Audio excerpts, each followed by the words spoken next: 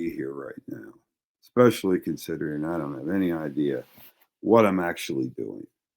But I was watching YouTube, and more recently, I've been watching Philippine YouTubers, bloggers, content creators, YouTubers, expats, Westerners, foreigners. If you get the reference, you get the reference. Uh, but look, the point is, I've been to the Philippines. I don't know that I would want to go there and live. It's a great place to visit if you've never been there. I would highly recommend it. But the reality is, the fantasy that you're being sold online is just that, it's fantasy. Um, I'll make this analogy. I used to be in the car business, and there's one thing that I've learned.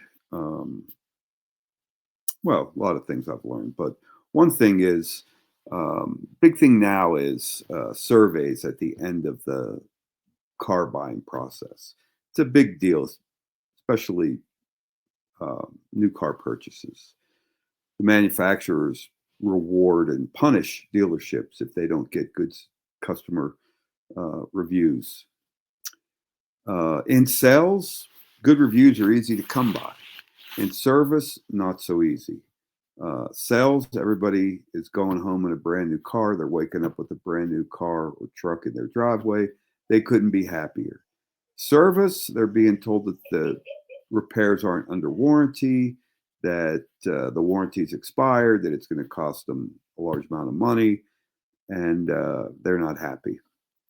So a good survey, or I should say a bad survey in sales, might be a 4.5. That would be a tremendous survey in service, although everybody's striving for perfect 5.0s or 10s or whatever the scale is. But the point is, nobody is going to move thousands of miles away from home, plant themselves down in a foreign country, get online, turn on YouTube, and tell you that they made a big mistake.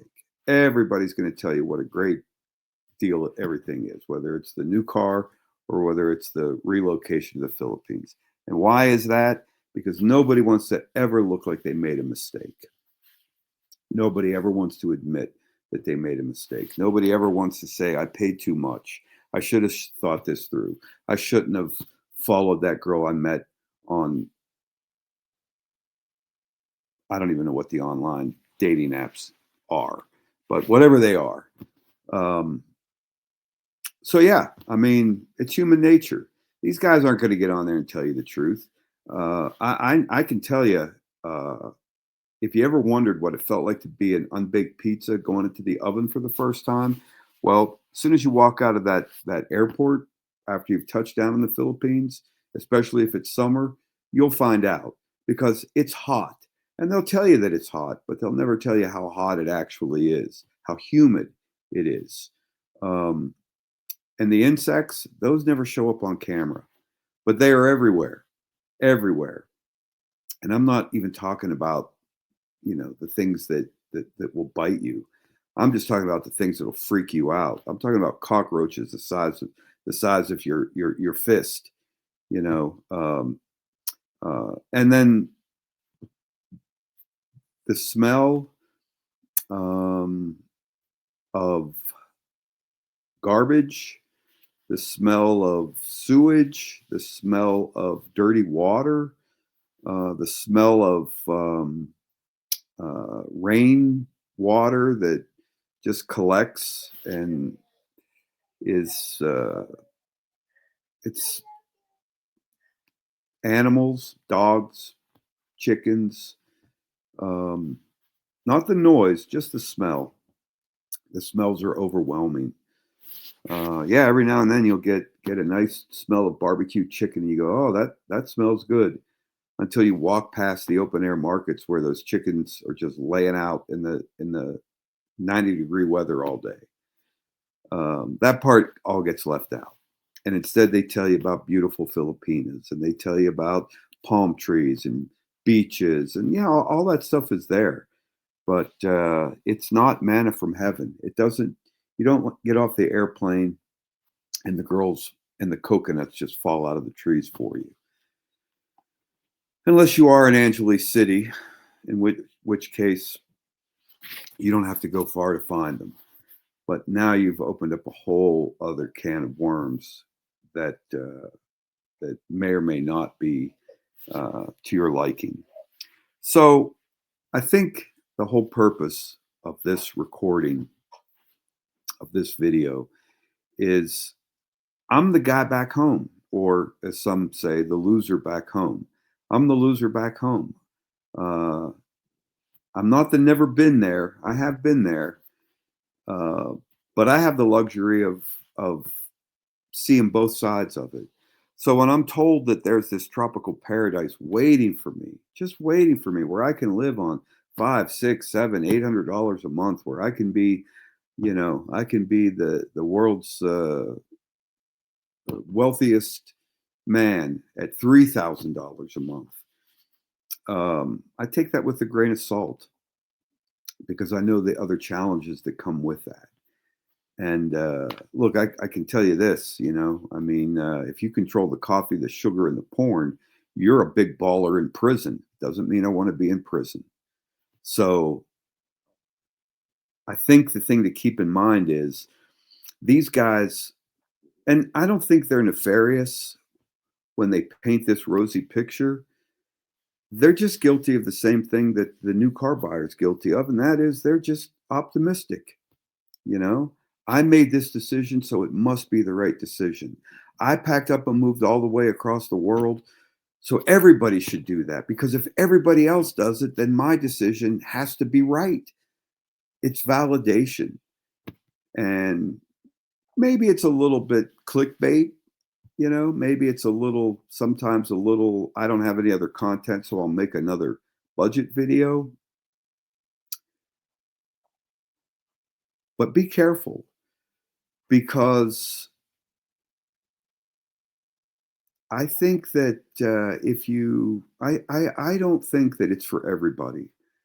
I think that if you're living back here, I'm in the United States. If you're back here in the United States, man, if I had to get by on 12, 13, 1400 a month in a fixed income from Social Security, I wouldn't be able to do it. I have relatives that I have supported for decades who decided years ago that collecting disability was better than working. They still want to have a family. They still want to have cars and houses to rent, and but I'm the one that's gets the call when the electrics do or when there's no groceries. And yeah, it's easy to say, hey, you're on your own, but it's not easy. That would be a whole other video. Maybe I'll make it one day. Maybe I won't. Um, Probably not, because I don't think anybody's ever going to see this one. But all I'm saying is that that would be a very good reason to move to a country where your American dollar goes a lot further, whether it's the Philippines or Thailand or Cambodia or Vietnam or somewhere in South America, even Mexico, um, Central America. I could see that. Makes sense. I understand it. It's why people have roommates. It's why people live together. Even there's places like Seattle where you know uh, people with incomes well over 70, 80, $90,000 a year are renting basements in the homes of people who are making well over 200,000 a year, just because housing is so expensive out there. So the people that own the houses are willing to share their house with somebody who's willing to share the mortgage, share the rent, share the payment. So, and that's on, six-figure a year incomes. So if you're making less than 25,000 a year, then yeah, I mean living somewhere where your rent is $100 or less, or even $200, $300 is very enticing. and I wouldn't blame somebody for doing that. But you can't go online then and talk about how this was the best movie ever made, and you did it because you were looking for love and looking for the laid back lifestyle and the generosity of the Filipino people and blah blah blah blah blah blah blah blah blah. Tell the truth. Just tell the truth. I can't make it on what the government gives me. It's no way to live. You know. Um, so yeah, it makes sense. Now to go online and tell the world that you were successful back home. Um, I don't know. That's a bit. You know, I think the hardest part of putting yourself out here is you're vulnerable. You don't know what people's reactions will be. I read a comment today from a viewer of a YouTube channel. It was just downright mean for no reason.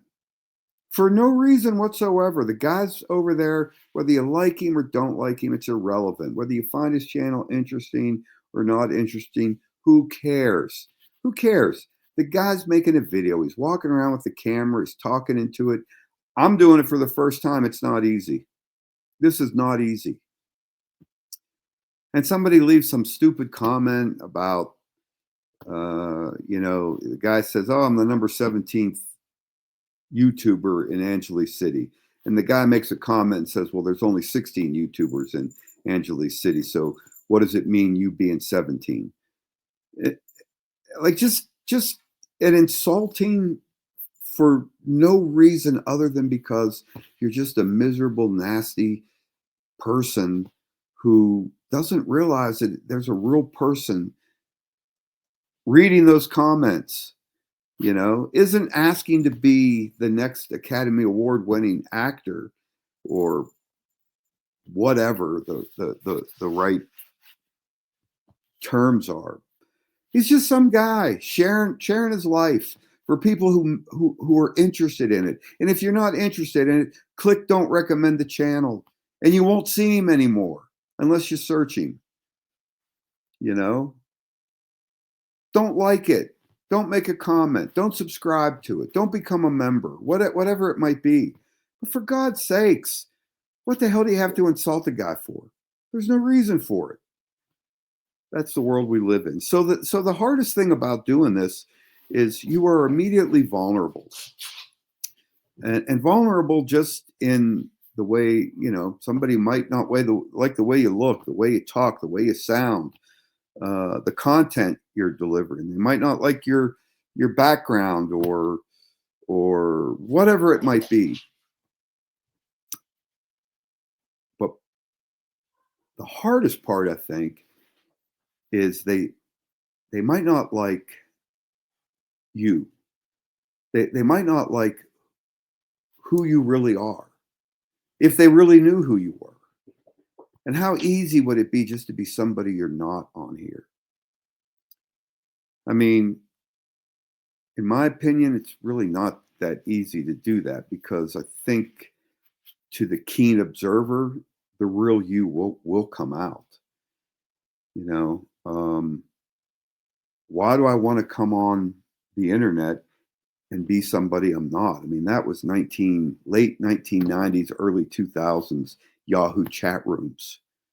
We're way past that now. You know, um,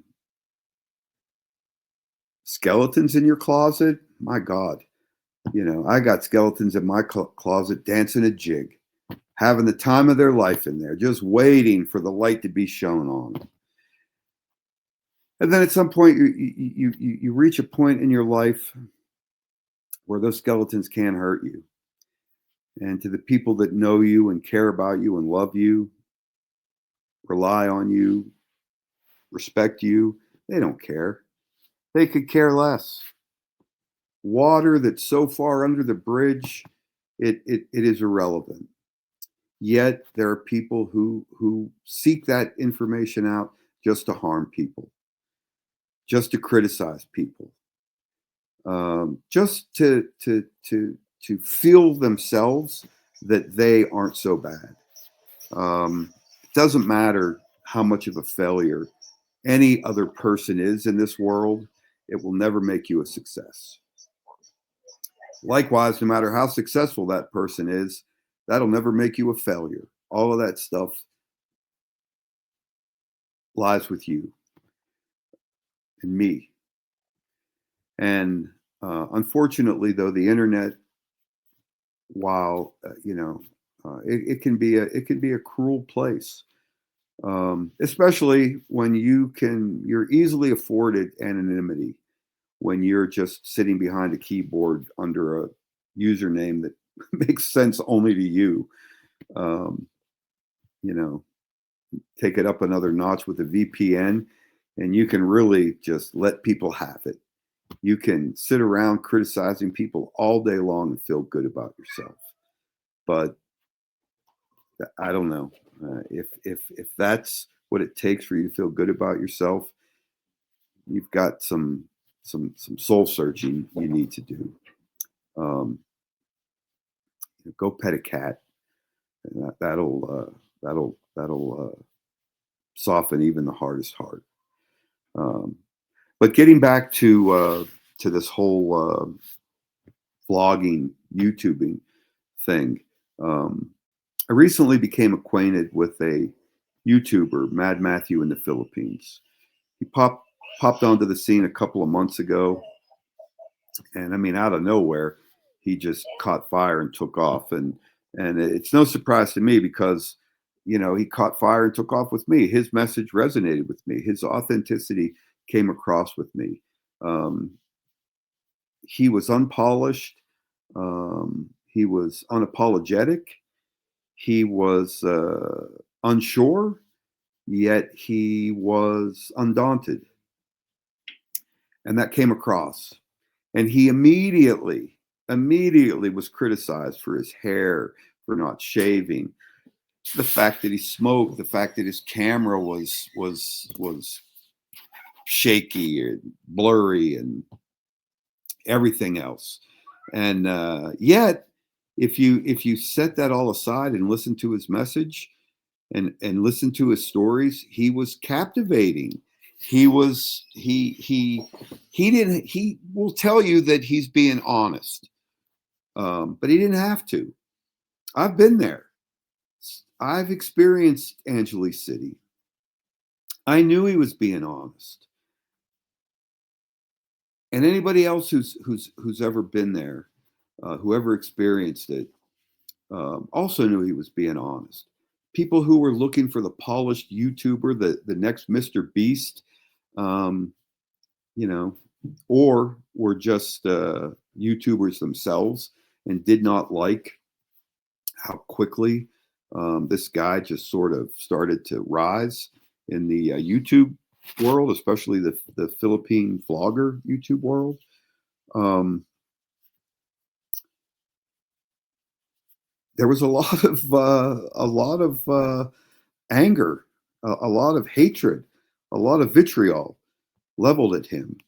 Um, and look, I mean, there were times I cringed, because I thought, well, this just isn't how you're supposed to YouTube. You're not supposed to smoke cigarettes on YouTube. You're not supposed to talk about women in a bad light. You're supposed to be politically correct. Your topics are supposed to be a little bit sanitized. We use silly words. You'll hear YouTubers using silly words like unalived or massage therapist or PDF file. Um, it's not that they're politically correct. It's just that they're monetized, and every video means some money to them, and they don't want any videos to not be monetized. I don't care about monetization. And in the beginning, I don't think Mad Matthew in the Philippines cared about monetization. Although between the two of us, um, he could use the monetization more than me. The point is, is that it's not easy to do what Mad Matthew does. and it's not easy. I'll tell you, I didn't tell you, and it wasn't that I was protecting anybody.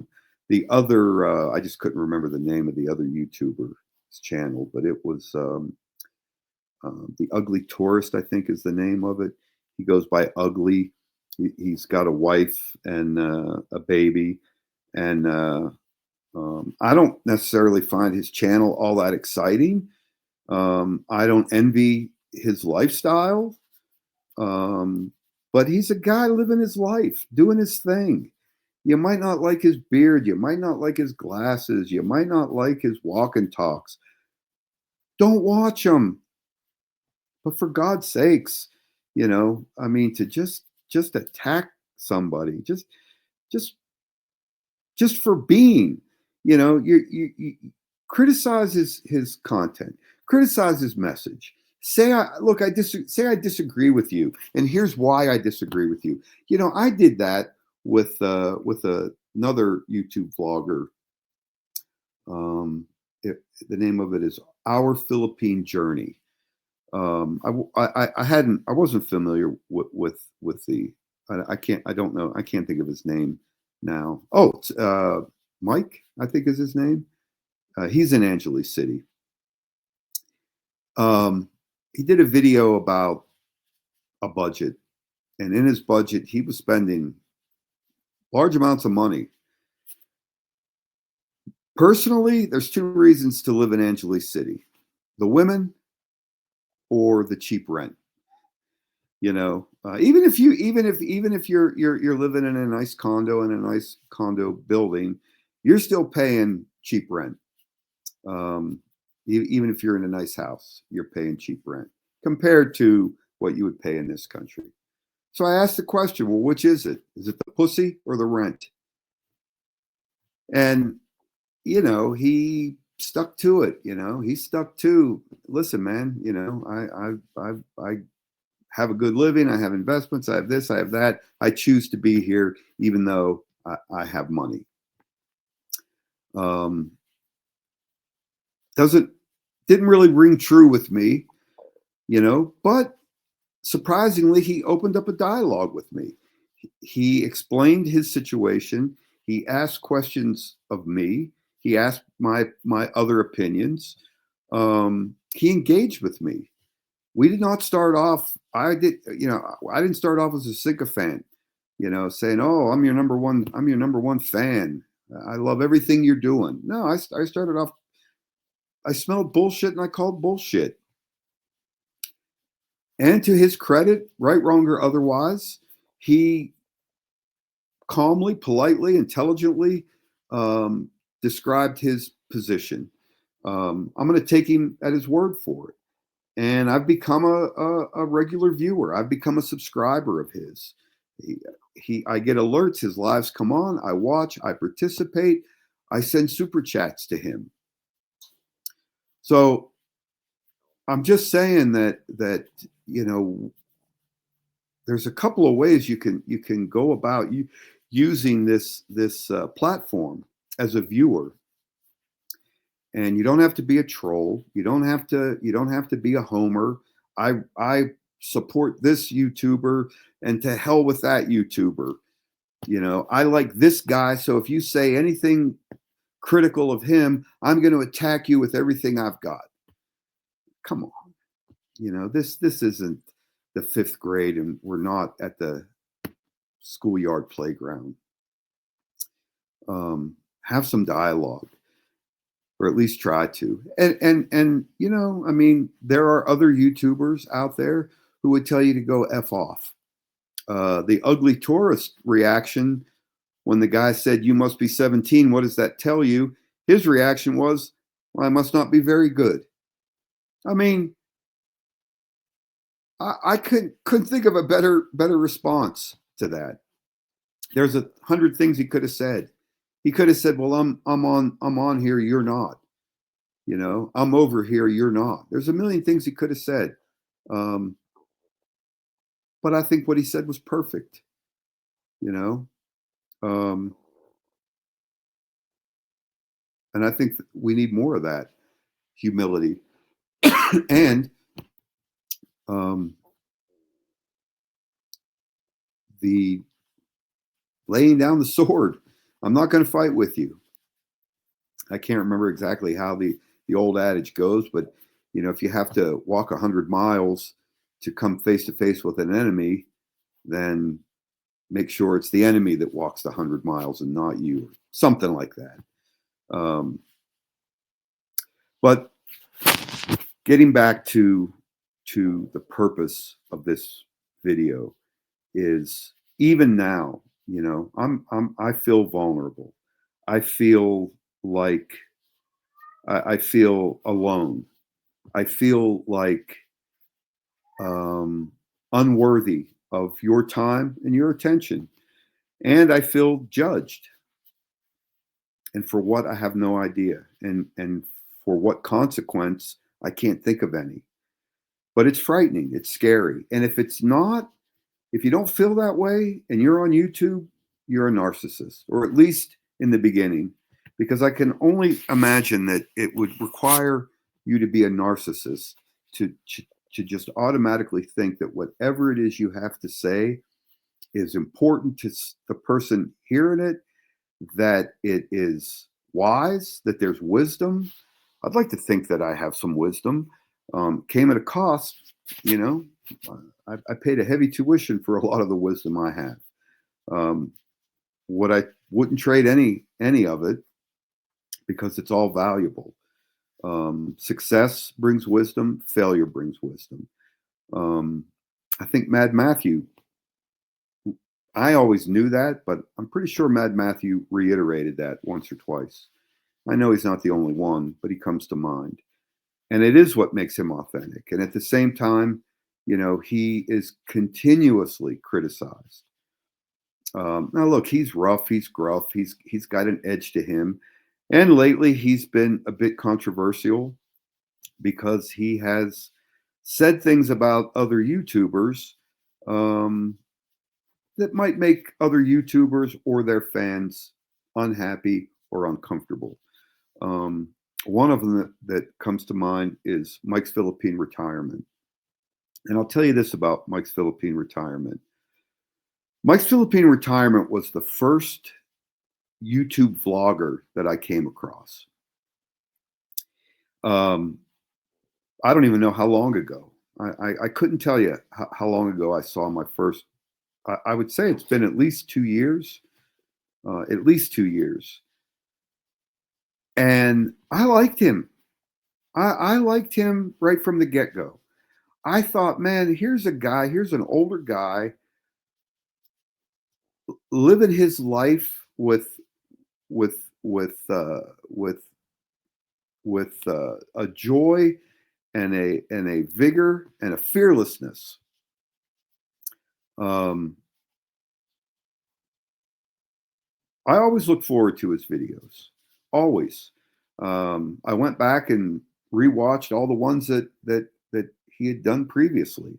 I watched his videos where he's sitting, in front of water, sitting in a park, uh, doing tours of apartments and houses, um, going on motorcycle rides up to see monkeys up in the mountains. I mean, I watched a lot of his videos, and I genuinely liked the guy. I thought, man, this was the neighbor, the widower that lived in the neighborhood, who was always home when you needed air in your tire. He had a tire pump hanging in his garage, or he'd oil your bike chain for you, or he'd let you get a drink out of his garden hose on a hot summer day.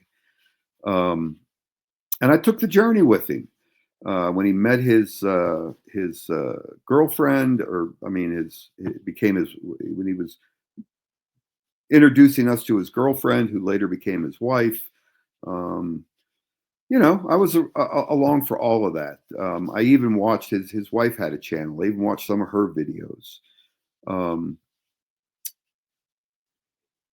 there's a time, though, when the content starts to become um, a little it starts to overlap, and they're little things, and you say, well, that's not what he said in a previous video, or he did say this. The story starts to feel curated, especially when it became apparent that there was trouble in paradise. And look, for all the same reasons that I just said, that it's hard, that you can be vulnerable, that you feel vulnerable on here, and you don't want to be criticized, you don't want to be laughed at, you don't want to be mocked. At least I don't, and I get the feeling he doesn't either. Um, you know, it became obvious that there were some things that weren't quite adding up. And I don't know how you handle that. I know that, a lot of his channel growth was a direct result of seeing this older guy with this young, attractive lady, um, creating a life for himself over there. And he talked about how wonderful everything was and what a joy it all was, and how fortunate he was, and he's got somebody that loves him and he's going to take care of him, and he doesn't need Medicare Part B because he's going to stay there, and all of these, you know um, this picture that he painted even had me starting to think, like, wow, I mean, yeah, I'm happily married, I love my life here, I but he had me thinking, gee, I'd like to go there. I'd like to meet women everywhere and young, beautiful Filipina girls, and I want to live, where the people are so friendly and warm, and everybody's, it's 1950 every day. um, but part of what made him popular was the family dynamic, and than rather than share the good and the bad, he was really only interested in sharing the good. And look, um, if I just met the guy in a coffee shop and said, "Hey, where's your wife? Tell me what's going on," he doesn't owe me an explanation. But I think we, the viewers, you know, maybe we did deserve a little bit of that, because it's part of the whole story. It's part of what can go wrong there. It's part of, hey, be careful, guys. Instead of, why are you still sitting on the couch? Get off the couch and come over here. Which, that was his message. And I was ready to do it. I'm married. My wife was like, "Yeah, you can go. I'm staying here." but but that's another story. Um, but I kept thinking, like, hey, you know, we could retire and live like kings over there, because we have way more income than 3,000 a month. So let's do it. Why are we here? Why are we putting up with all the divisiveness in this country, and the politics and the fighting and the this and the that, and let's just go, not have a care in the world. Well, one day you wake up in paradise, and it feels a lot like waking up here when a relationship fails. And we've all had relationships that have failed. But I think he backed himself into a corner, and the corner was that he knew he painted this picture of this wonderful life that he had, how envious we all should be of the life he has, and how we should all want his life. And there are aspects of his life that I would love to have. I would love to have. There's some I wouldn't, you know.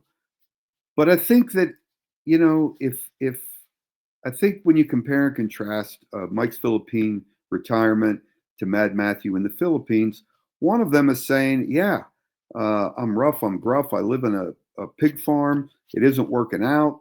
I got screwed by the landlord. I got fleeced by the women in Angeles. I made mistakes."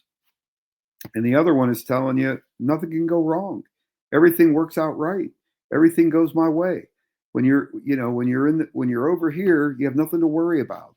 It's all sunshine and rainbows until it isn't. And those are the things that your viewers really should know. They really should know that. Is it easy to say those things? No, it isn't easy to say those things. And I think the one of for me the appeal of a Mad Matthew in the Philippines is that he will share those things. He will tell you the good and the bad. When the good and the bad is him, where he knows it's going to open him up for criticism. Um, Mike Mike Philippine Retirement will say it's nobody's business. Well, he's right. It's nobody's business at the grocery store or in the coffee shop. But when your business is YouTube and your personal life is your business, um, and then it's not the image that you have curated or the story you told, at some point it does a little bit become our business. In as much as these are things that could happen to us if we packed up and left for the Philippines and married a woman within a year of meeting her. Um, there are lots of content creators in the Philippines who warn against that. Nobody would have to warn me against it. I've been there. I know. I know the games the girls play. I know the games the guys play. The irony of it is that early on when I was watching Mike's channel, my wife sat down beside me and said, "What are you watching?" And I was explaining to her, hey, there's these things called expats, and they're Americans, but they live in foreign countries. And this guy is living in the Philippines. And she said, "Oh, well, why is he doing that?" I said, and at the time, the word that I used, this was early on, but the word that I used to describe him was, I said, I think that here's a guy who is not Generation X, he's a baby boomer. So he's a boomer, and he views relationships, you know, marriages as a patriarch, as a patriarchy, where the man gets up, goes to work, brings home the bacon, the woman fries it up in a pan. She takes care of the house, does the laundry, takes care of the kids, packs the lunches, makes the grocery order. Uh, Half the women when I was growing up didn't even have a driver's license. My grandmother didn't have a driver's license. My best friend his mother didn't have a driver's license. The woman that lived two doors up from us, two women that lived two doors up from us, both sides of the street. Neither one of them had a driver's license. Um, they didn't get driver's licenses until years later after their husbands died young because they worked in the steel mills their whole lives. Um, but my feeling of him was he was a patriarch, and he was able to do that with a limited, relatively modest monthly income, and he liked it. He liked being the man. He liked being the guy that controlled the purse strings. The biggest complaint men have about American women now is American women are career minded, and they want respect and they want to be equal. And I think for the younger generation, that's all fine and well because they need two incomes, But it wasn't that way when the boomers or the early generation Xers like me were growing up. That was the man's job, and if you weren't able to provide for your family, then you're not much of a man.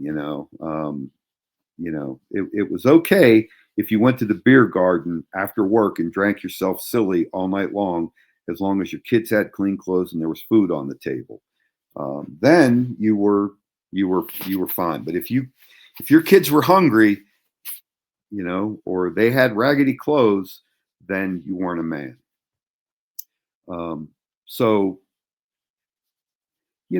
I think when your marriage ends like that, especially when you spent so much time telling the world how perfect it was, um, that might make you feel a little. It's going to affect you. Um, so I get it, but on the other hand, if you're gonna if you're gonna spend your time, if the new you, because you at this point, neither one of these guys are really expats anymore. They're YouTubers, and the Philippines is just the backdrop for their content, and especially for guys, you know, some of the Dumagetti vloggers. Their their only purpose seems to be YouTube content. So when that content might paint you in a bad light, or it might make you look like a chump, that's a hard pill to swallow. But I think you owe it to your audience to at least try to explain, maybe not the gory details of of every argument you ever had, but at least let people know that, look, even when you have the best intentions, things can still go wrong. So the little war of words between Mike's Philippine retirement and Mad Matthew in the Philippines, I don't think it was personal. I don't think I don't think that Mad Matthew is rooting for Mike's Philippine retirement to fail. Um, there has been some allegations of YouTube violation reporting and from other creators, right, wrong, or otherwise, given a choice between watching Mike's Philippine retirement, who I still watch. I'm a subscriber, I'm a member to Mike's channel. I've given Mike super chats, I've bought memberships for his channel. Um, I like his lives, I like his chat members. Um, but I'm allowed to have opinions, and I don't have to be a cheerleader. I can be a fan, and I can cheer for the touchdowns, and I can boo the interceptions. Um, and I can want my team to do better. I can want a better offense or a better defense. I can want to see more passing instead of running. Um, and I can want my YouTube creators to deliver better content. Um, Honest content. I don't want to be a customer. I want to take the journey with you.